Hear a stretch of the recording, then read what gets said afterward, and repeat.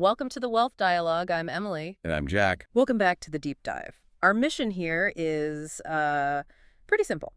We take a complex issue, stack up the research. And then we pull out the core knowledge. Exactly. The stuff you need to be well-informed or maybe, just maybe, to make a huge decision. Today we're doing a deep dive into something that's, well, it's far more psychological than it is mathematical. We're talking about the precise moment someone decides their personal debt spiral is absolutely irrevocably over. And we really looked past the spreadsheets for this one. We did. We focused on the emotional and mental breaking point. Our goal here is to really extract the triggers that start this huge shift. And, more importantly, give you the practical steps, the things you do right after you hit that point. Right. If you're listening to this and you know you've hit that point, this deep dive is for you. You know, it's interesting we frame it that way because traditionally, financial advice is all about the mechanics, the numbers. A budget analysis. Right. But what we found is that debt doesn't break in a spreadsheet. It just doesn't. It breaks in your mind first. It breaks in your mind first with Yeah. this profound internal decision. That mental shift, that moment you just say no more, is the most under-discussed part of the whole thing. Yet it's everything. It is. It's the hinge that every other decision swings on. I mean, if that commitment isn't absolute, the best strategy in the world is going to fail. We're exploring the science of that commitment. Okay, so let's unpack that mental state first, before the shift. Because that spiral phase it's all about denial, isn't it? Avoidance. Totally. So what does a debt spiral actually feel like for most people? Because it's not a sudden crisis. No, it's a process. Yeah. And the defining emotion is one of, sinking slowly. Sinking slowly. I like that. Yeah, it's not the shock of immediately drowning. It's more like realizing you are inching downward every single month, and you've kind of accepted it. And that builds up over time. Over months, sometimes years. It's characterized by a real lack of clarity. I think we've all experienced that low-level hum of financial anxiety. It's like carrying this invisible weight around. It is. You get that feeling in your gut when the mail arrives. Or, you see a notification from your bank pop up on your phone. Precisely. Yeah. And that physical feeling, that anxiety, it drives the avoidance. Yeah. You're making payments, right? You're dutifully sending money out. And the balance barely moves. Or it even inches up. Because you're still using credit to bridge these gaps. So the psychological self-protection mechanism it kicks in. Denial. Denial. You stop checking statements. You actively refuse to log in and look at the total number. You're just trying to forget the problem exists. And what's interesting and often overlooked is that avoiding the problem doesn't mean you stop spending. No, not at all. It often means you start making these small, almost reckless purchases just to feel some sense of control again. Like, I can at least choose to buy this thing. Exactly. A little splurge to feel like a normal person who has choices, but it just digs the hole a tiny bit deeper. That denial cycle is so destructive because it's built on this hope that something external is going to save you. A sudden raise. A bonus, a windfall, something. It's that constant self-deception, I'll fix it next month when things calm down. But things never just calm down. Never. And that postponement just ensures next month becomes next year. The emotional isolation is also so intense. People feel this profound shame. So they hide it. They hide the true numbers, even from their partners, which just reinforces how alone they feel. It's just vital for anyone listening to know this slow dread and isolation, that's the standard experience. Yeah. You are not unique in feeling it. Okay, so if the spiral is this slow sinking, the state of avoidance, how does it suddenly end?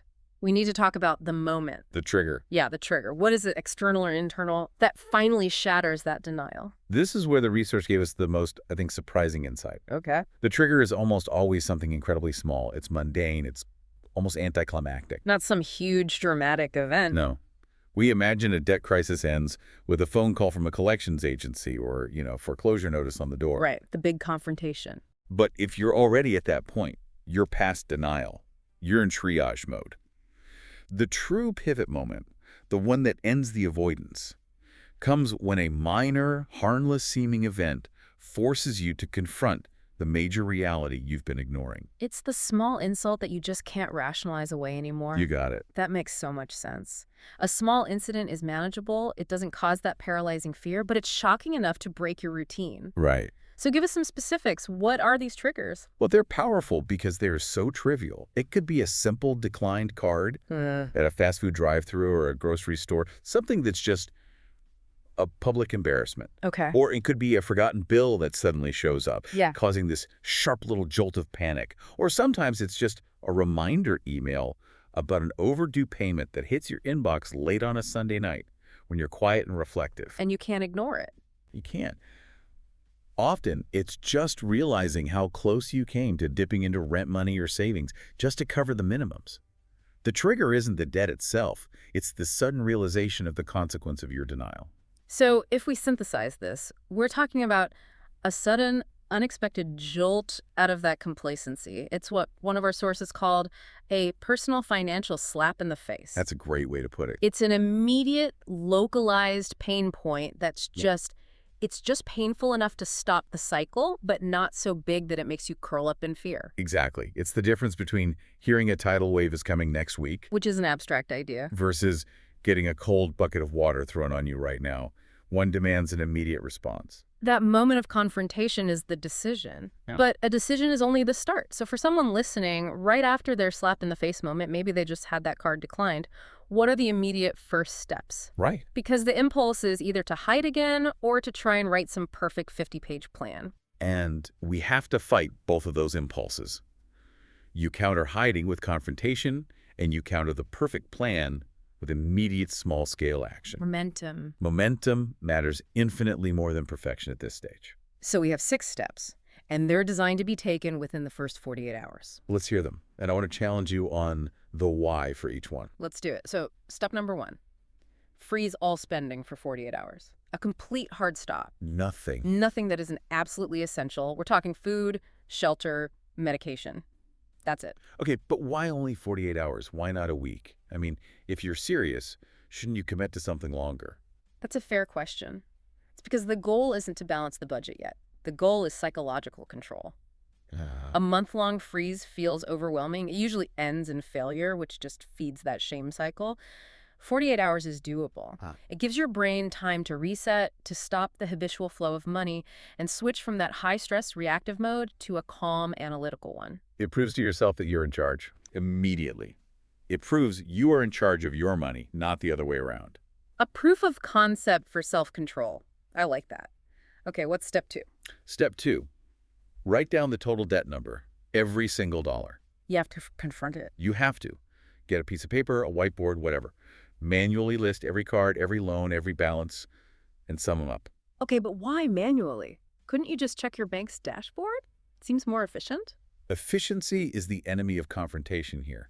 You need the physical act of typing in those numbers, seeing them next to each other, and generating that final total yourself. I see. Facing that single hard number removes the fear. Denial thrives on uncertainty, on abstraction. When you see it in black and white, it's almost always less scary than the imagined number you've been avoiding. You're removing the boogeyman from the closet. Exactly that. Okay, clarity achieved. We have the mental reset and the total number. So step 3 has to be the plan. Step 3 is the plan. Rank your debts by either the smallest balance or the highest interest. And you have to commit to one framework. Snowball versus avalanche. Right. Do you want the motivational boost of paying off small debts first? That's the snowball method. Or do you want the mathematical efficiency of tackling high-interest debts? That's the avalanche method. So from a purely mathematical standpoint, avalanche is always better, right? It saves you more money. It does. You are absolutely right. Avalanche saves the most money in the long run. So why suggest snowball? Because we're bringing in the psychology again. Remember, the person doing this is just emerging from being completely overwhelmed. If they feel beaten down and they need a quick win to prove they can do this, The snowball gives them that. that immediate payoff of the snowball method is priceless. It buys you momentum. So you have to choose the method that matches your immediate psychological need. If you're angry and motivated, choose avalanche. If you're exhausted, choose snowball. Just commit to one. That reframes it perfectly. It's momentum over optimization, at least initially. What's step 4? Step 4 is cut one expense today, not tomorrow. Don't worry about your whole budget yet. Just find one thing you spend money on regularly, a subscription, a daily coffee, a weekly habit, and eliminate it right now. But again, shouldn't the focus be on the big expenses Rent, car payments, a $5 coffee seems like a distraction. It's not about the dollar amount of the cut. It's about the habit of cutting. Oh, okay. We're looking for an immediate, successful act of deprivation that reinforces the decision you just made. It's an exercise in proving that you have the power to say no to yourself. That small win builds the confidence you need to tackle the bigger problems later. It's the difference between trying to lift a mountain and proving you can lift a pebble. You have to know you can lift the pebble first. Momentum matters more than perfection. I'm getting it. Okay, we're moving towards accountability with step 5, I imagine. Precisely. Step 5. Tell one trusted person. This is about external accountability. A partner, a trusted friend, a family member. You don't need a committee. You just need a single witness to your commitment. What if that person is judgmental? A lot of people hide their debt out of shame. Picking the wrong person could just make it worse. That's why the key word there is trusted. This person isn't your financial manager. They're your support system. Yeah. They're the person who holds you to the commitment you made. It makes it real. Accountability changes everything because it makes the internal decision external. If you know you have to report back, you're far less likely to slide back into denial. And that leads right to our final step, which reinforces that clarity. Step 6. Choose one payoff method, snowball or avalanche, and stick to it. Write it down. No strategy hopping. 0 strategy hopping. The biggest reason people fail after their breaking point is they get overwhelmed by conflicting advice. They try to blend methods or they switch every few months. Commitment to a clear, single path is the antidote to all that confusion that dominated the spiral. I love the practical simplicity of this list. And paired with that crucial psychological why, these aren't overwhelming tasks. They're decisions followed by immediate, low-friction actions. They're doable today. Exactly. Doable right now, which is what someone needs in that moment of acute realization. To really drive this home, let's look at a concrete example. Just how small that initial trigger can be, and how it can completely flip a trajectory. Can you share the story of Jack's coffee? Of course. This story, it just underscores the power of the trivial event. So Jack, this was years ago, was in that slow sinking phase. He wasn't in catastrophic debt, though. No, not catastrophic, but it was messy. Yeah. Multiple credit cards, minimum payments, and just complete avoidance of the totals. He felt stressed, disorganized, and he was firmly in denial. Right. The trigger came on a totally mundane weekday afternoon. He was running an errand, pulled into a cafe, tried to buy something simple, I think it was a pastry or a $6 coffee. And the card declined. The card declined. Ouch. It was excruciating. It wasn't that his main bank account was empty. It was that the specific card he used was maxed out, and he hadn't bothered to check the balance in weeks. So the realization was? The realization was brutal.